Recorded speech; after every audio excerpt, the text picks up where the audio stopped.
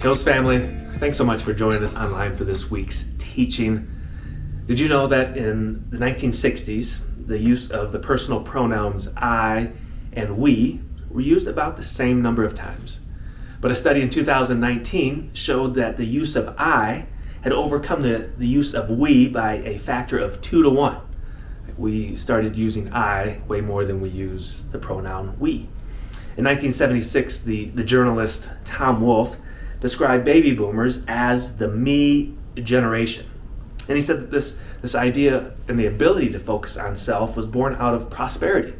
Like previous generations, like life was so hard and it was just about survival, there wasn't time to focus on the self much, but baby boomers came along and they were focused on remaking, remodeling, elevating, and polishing one's very self, and observing, studying, and doting on me. And their catchphrase of baby boomers was, "Let's talk about me." Well, let's fast forward to millennials, who have been called the me generation. In fact, about 10 years ago in Time magazine, there was an article that speaks of this me generation and says that millennials got so many participation trophies that 40% of them believe that every 2 years they should get a promotion at work regardless of their performance. Said that they're so consumed with fame, they're so fame obsessed that 3 times as many middle school girls want to grow up to be a personal assistant to a famous person as want to be a senator. 4 times as many would pick the assistant job over the CEO of a major corporation. And the article goes on for a while to disparage everything that's wrong with millennials, and then does an about face and says, but here's why millennials will save us, why they'll save us. And I'm not trying to disparage millennials. In fact, in our church, the largest generation represented in our church is millennials who love Jesus, who are self-giving, they sacrifice their time, they serve others. But I wanted to point out that not just millennials, not just baby boomers, but every generation, every recent generation of Americans tends to be focused on the self. That seems to be the way that we are wired. We want to be interesting. We want to be influencers. Maybe not YouTube influencers, but we want people to listen to us. You might remember a few years ago there was commercials that ran for about 10 years, the Dos Equis commercial, where they were commercials about the most interesting man alive. Like the music would play and this dark Latin guy would come on, and he was portrayed in all these thrill-seeking adventures where he was racing airboats and sparring and as a samurai warrior sword and punting coconuts through a field goals that were made by giraffes. Just outlandish things. And there would be a voiceover that would say things like, he cures narcolepsy by merely entering a room. His beard is listed on his organ donor card. When he has a 50-50 shot, the odds are 80-20 in his favor. His 2 cents is worth $37 in change. He lives vicariously through himself. And my favorite, he once had an awkward moment just to see what it was like. Right? So he's the most interesting man in the world. And as a guy watching that, I can't speak for the ladies, but for the fellas and myself, like when I see those commercials, it made me, if I'm honest, like I want to be interesting. I kind of want to be that guy, or at least be his friends, or him want to be friends with me. Am I interesting? Am I the kind of guy that that he'd want to hang out with. And we think that interesting means successful, right alongside having influence and wanting people to listen to the things that we say. And social media, it's all about influence. It's all about influence. And again, not that you have to have 100,000 followers on YouTube, but we want to be interesting. We want to have influence. I read an article recently on News Nation, and at the time I wasn't thinking about this sermon or where we were going, but as I was preparing, I recalled this article that I think speaks directly to this. And the article is titled, "Is the 2000s Retro? How Social Media is Killing the Trend Cycle." And so what the article says is that in things like fashion and music and design, that pop culture trends, they tend to, they come and they go, and they have like a life cycle where they're just kind of getting interested, and there's a peak, and they kind of stay at a peak, and then they decline, and then you're obsolete. But what social media has done, and what TikTok has done, is it's made the cycles, instead of, it used to be that these trends would last about 20 years. And if something didn't trend for several years, then it was seen as maybe hokey, or it wasn't an actual trend. But now this trend cycle is happening in a matter of months because of TikTok. And you might so here's what the article says. It says, in the fashion world, the traditional trend cycle follows 5 stages: introduction, rise, peak, decline, and obsolescence. But with social media fueling the rise of aesthetics, from glazed donuts and coastal grandma to mob wife, the trend cycle is running from start to finish within a matter of months or even weeks.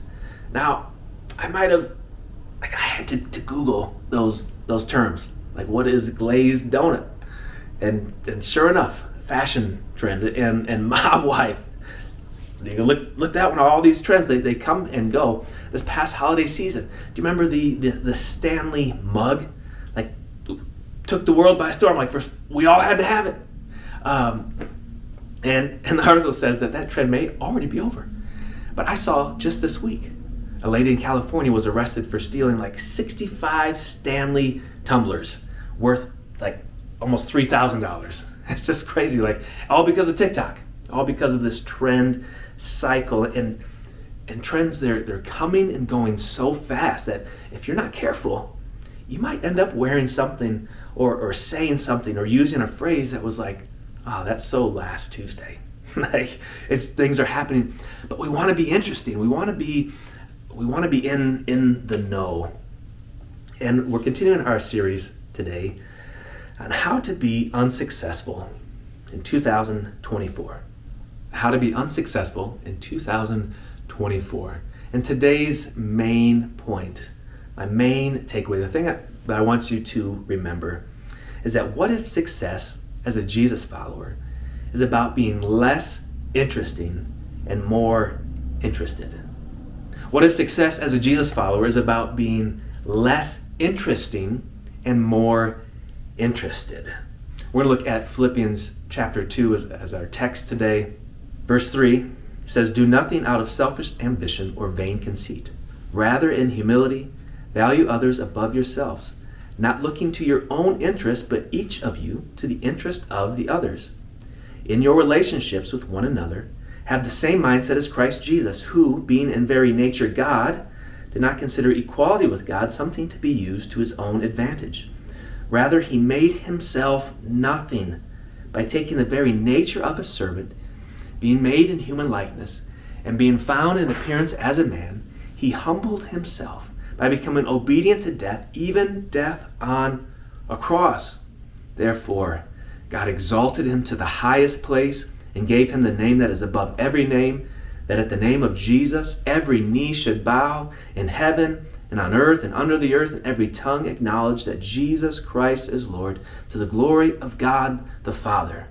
This is one of the key theological passages of the New Testament. And not just theological, but just beautiful passages that explain to us who Jesus is. From the beginning, he is pre-existent. And then the incarnation, fully God, fully man, his death, his exaltation. And Paul has given us this doctrine, not just so we can know things about Jesus, but the reason that he's given them this picture of who Jesus is because he wants them to be united. The church is facing some quarrels and some disagreements, which is not too uncommon for the church that Paul writes to. It seems like this happens frequently, but Paul writes to them, paints this beautiful picture of who Jesus is for the purpose of ethics and how they are to treat one another. In verse 3, Paul gives us this imperative: do nothing out of selfish ambition. So selfish ambition, it is that self-interest that puts yourself ahead of other people. And then vain conceit, that's thinking too highly of yourselves. And Jesus is the antithesis to these things. To put on the mindset of Christ is to go in the opposite direction of ambition and vain conceit.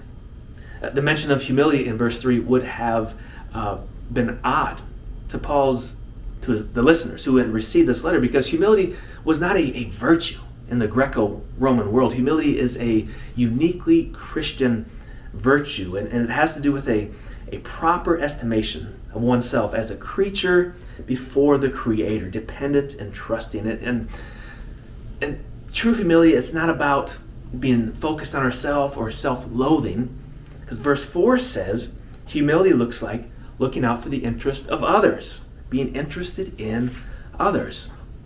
So true humility, it's not like how low you can view yourself, like a low self-evaluation, but it's concern for others. And then verse 4, I think, is a good summary of this passage. Not looking to your own interest, but to the interest of others. And we're told to be concerned. Less concerned about ourselves, less concerned about your own ambition. Be looking out for the interest of others. And this is just genuine Christian value and behavior. Paul in other places will write things like, no one should seek their own good, but the good of others. Or each one should please our neighbors for their good, to build them up. And in Galatians 6, he says, carry each other's burdens, and in this way you fulfill the very law of Christ. The world tells us to be interesting. The kingdom tells us to be interested. The world tells us to be interesting. Make yourself more interesting. The kingdom tells us to be interested in others. And Paul knows this is not natural for us. Like, just by nature, we are self-interested. And so Paul, in the strongest way possible, he shows them that this attitude, this behavior is grounded in the very character of God, who is revealed to us in Jesus Christ. Like, people wonder, like, what is God like? What is God like? Paul tells us God looks a lot like Jesus. Christ did not exalt himself. He did not move up. He went down. He poured himself out. That is what God looks like. And we need to remember that Christ has poured himself out. In the ancient world, I mean, we take communion every week, so we talk about the death of Christ, but crucifixion was as low as you could go. There was going no lower than the crucifixion and the shame that it brought upon the individual. It wasn't just about the excruciating pain, but it was about the public shame, hanging there for all passerbyers to see, naked, humiliated. And so to what degree should we consider the interest of others? Like, if you had a scale 1 to 10, like where on that scale should we be interested in others? Like, wait, just a little bit interested or a lot of bit interested? Like, wherever you would put Christ on that scale of interest for others and what he did for us, like, that is the level of our interest in others. That's where it's supposed to be. And I know it's not there for myself. It's not there for myself. But just soak that in for a second. Like, how Jesus looked to your own interest. He gave up his very life for us, for me, for you. And even today, he lives to intercede for us. He is filling us with his Holy Spirit. He is guiding us. He is still looking out for our interest. And so, what does it look like for you and for me to look not only to our own interest, but look to the interest of others? And success means being less interesting and more interested. Less interesting and more interested. But how do we do that? How do we do that?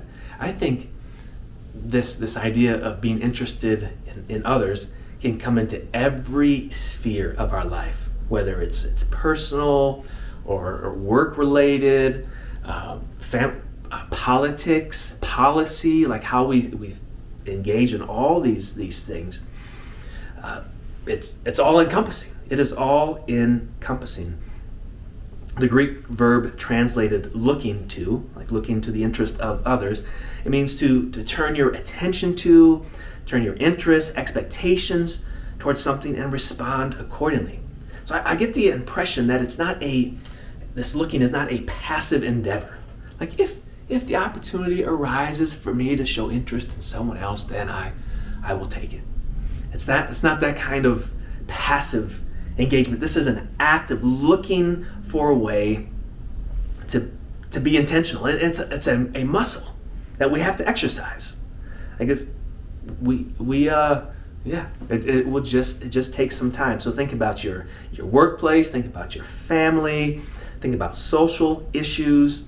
Have you ever considered that work is a place where you should consider the interest of others?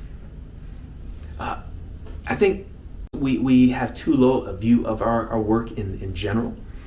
Like we think it's just to make a little money, pay the bills, maybe save a little bit to take take a vacation from time to time. And that's about the extent of what we think work is for. But what if work was an opportunity to put the interest of others ahead of our own? Like, what would that look like? Like maybe it would look like listening to the ideas of coworkers. Maybe it looks like sharing credit or taking no credit when something good happens at work. Maybe it's showing an interest in the lives of your coworkers outside of their work. So it's more than just showing up from 8 to 5. Maybe it's celebrating when a coworker gets a promotion, the promotion you were hoping to get. Putting the interest of others ahead of your own. And you're thinking, Matthew, this won't be easy. And I agree. This is not easy. So let me suggest in our remaining time 2 skills that we can work on, that we can begin to exercise, that will help us become more interested in others. More interested. 2 skills I think that will help us are active listening and empathy. Active listening and empathy. In our book club that we just started, we're reading Beyond Racial Division, and the author talks about the importance of active listening when it comes to addressing and healing the racial divides that are among us. And he says much of the tensions currently in our country is because no one's listening. The sides aren't listening to one another. And active listening, it is a form of being interested. It's a form of being interested. And I think learning to listen can help us definitely in racial conversations, but in just about every relationship that we find ourselves in. So in the book, Dr. Yancey says, most of us find it easier to talk about what we want than to listen to what others want. We're eager to tell our spouse what is wrong with him or her. No, I wouldn't do that, of course, but we do not want to hear what we have done wrong ourselves. But we must listen, not merely for information, but to comprehend the perspective of the other person and truly understand why they believe and feel the way they do. Active listening is listening for understanding, not argument. That's so good. Listening for understanding, not argument. Too often when we discuss a controversial issue, we listen only so we can make a counter-argument against the speaker. I confess, I'm guilty of that. It's like he read my mind. Because if I'm having a conversation with someone and have a different view, whatever the conversation may be about, I find myself like thinking about, all right, here's the counterpoint. I don't want to forget this. And so I almost in my mind start playing it over and over. Here's what I'm going to say. Here's what I'm going to say. Here's what I'm going to say. And while I'm doing that, what the other person is saying, I'm not listening. I've just checked out because I'm ready to make that counterpoint. Like that's the way my brain thinks. I don't know if I'm the only one on that, but being interested means being able to say, like listening to someone, and then saying, here's what I think you're saying, and rephrasing what they're saying, and after you rephrase it, they're like, yeah, that's how I feel. That's what I'm thinking. So here's a few questions that you might find helpful for active listening. Can you tell me more about that? Why is that important to you? I hear you saying X. Do I have that correct? How can I help? How can I help? And then while you're having the conversation, internally asking a few other questions for yourself to see if you truly are understanding. Those questions might look like this. Do I really understand what they are saying? What are their nonverbal behaviors telling me? Because we know people communicate with more than just their words. So am I getting the full message? Another question is, how can I best show my support for them right now? Active listening is a skill that takes time. It takes practice. It takes practice. The second skill that we need to embrace is empathy. Empathy. And in the information age, where knowledge is power, we don't need to be known for having all the answers, but for having empathy. We don't need to be known for having all the answers. We need to be known for empathy. And empathy it's closely linked to active listening. Empathy, it's described as the ability to take on another's perspective, to feel even what they are feeling, to understand and even share in the response. And we think people need knowledge. I'm a fixer. Someone comes to me with a problem. I want to, all right, here's what we want to, here's what we can do. Here's what you can do. We want to provide knowledge when what they need most often is empathy. And the Pharisees, when we look at scripture, they were all about knowledge, and they had a lot of it. They knew God's law, they practiced God's law, but their hearts were cold. They had no empathy. They were known for the coldness of correction rather than the warmth of embrace. The coldness of correction rather than the warmth of embrace. And I fear that the church all too often has taken that same posture, like wanting to correct, wanting to fix. And knowledge isn't bad. It can be helpful, but we turn it into a weapon. And what people need is empathy. I just want to finish with one story of what empathy could look like for our community. This was a couple years ago. A lady, her name was Sarah Peskuski. She received a letter in the mail on February 3rd of 2021, scolding her because her Christmas lights were still up. It was an anonymous letter. A neighbor's like, hey, it's February. Time to take that down. Don't, and just berated her for having her Christmas lights up. They didn't know what she was going through.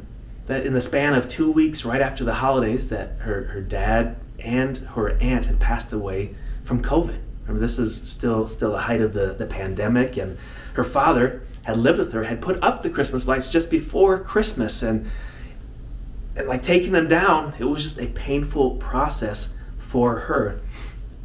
And so she went on a local Facebook group. This was not here. This is out on the East Coast. A mom's group, and just explained the situation. And she wrote, the family has been preoccupied with funeral arrangements, mortgage payments, and just the grieving process of it all. So yes, we haven't gotten around to taking down the Christmas decorations. Be kind to people because you never know what they are going through. So within minutes of her sharing that, she began to get messages on Facebook of encouragement. Someone started a GoFundMe for her. But what really helped her the most is that some neighbors who had taken down their Christmas lights began to put their Christmas lights back up. They went down into the basement, they went into the garage, they went up to attics, they pulled their Christmas lights back out, put the Christmas lights back up just so they could walk with her so she wouldn't be alone in the neighborhood. And what a tremendous picture of empathy, of walking through someone who walking with someone who is struggling, putting the interest of someone else ahead of themselves. And this is what it looks like. May we be less interesting and more interested. Less interesting and more interested. Grace and peace.